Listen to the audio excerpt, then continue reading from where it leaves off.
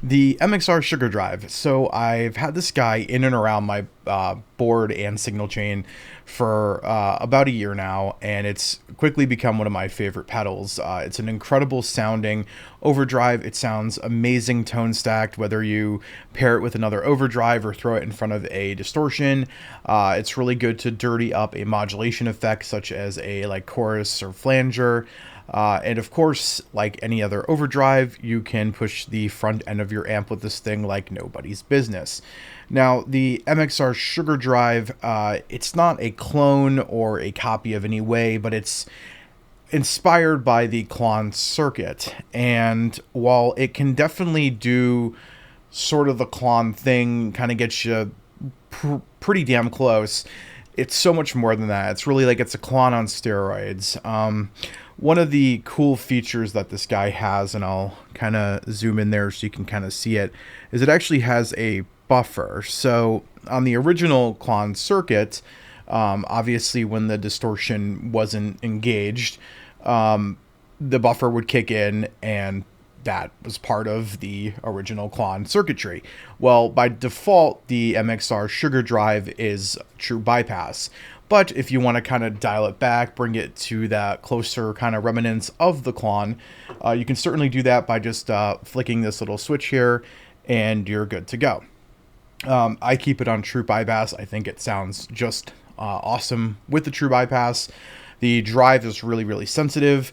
The tone is really, really precise, and the volume gives you more than enough, just it makes up for whatever you might be lacking in your signal. So the tone knob, it rolls off the high frequencies. This is really good if you have a shrill amp, such as like a, I don't want to say AC30, but like if you have a Vox that's very chimey and you want to dial some of that back, this goes good for that.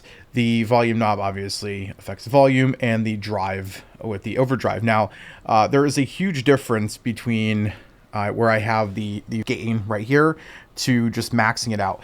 That difference, that extra like 10-15% there, just really puts this pedal into the, saturated, just fizzy goodness. As you can see in the demo, when it comes to add a little delay in and kind of start doing a little bit of soloing and lead work, that extra, gives that extra gain, gives you that saturation and push to really have a solo cut through the mix.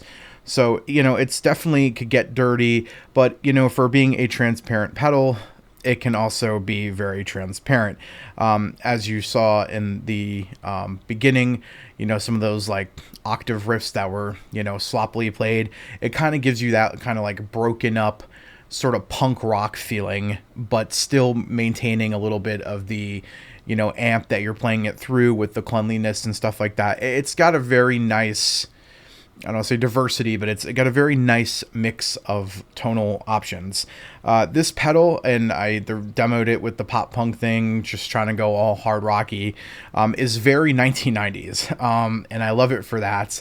It does a lot of that 90s sound, whether you're going for like the pop rock thing or straight rock, you can pretty much get everything out of this guy right here. So I think that's part of the reason why I keep it on my pedal board. It sounds really good if you're doing like Third Eye Blind covers or like Gin Blossoms. It's a very, very nice Gin Blossoms-y pedal.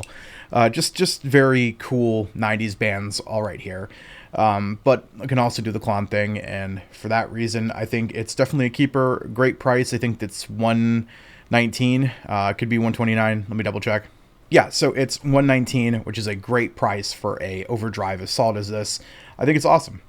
The only sort of form of critique that I wish was a thing, and this is just a personal preference, I actually hate small form-fitting pedals. I am a fan of the bigger pedals.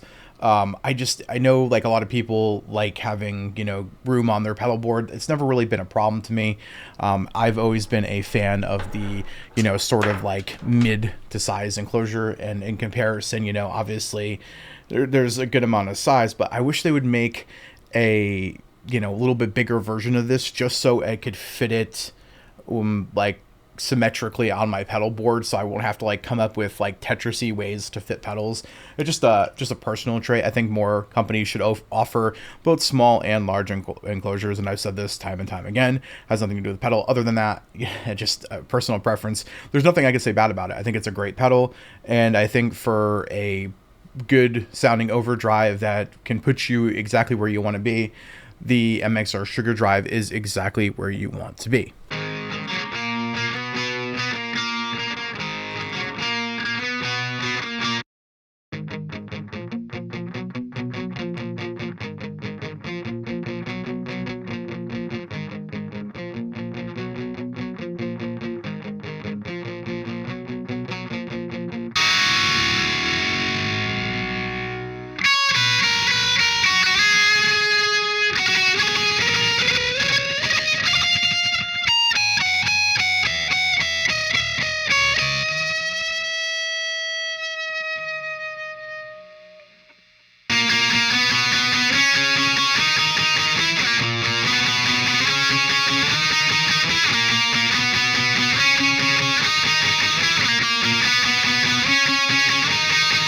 If you found this video at all helpful, please like, comment, and subscribe. Let the YouTube algorithm get to work and do its thing. It would mean a lot to me. I really appreciate it. And as always, thanks again for watching.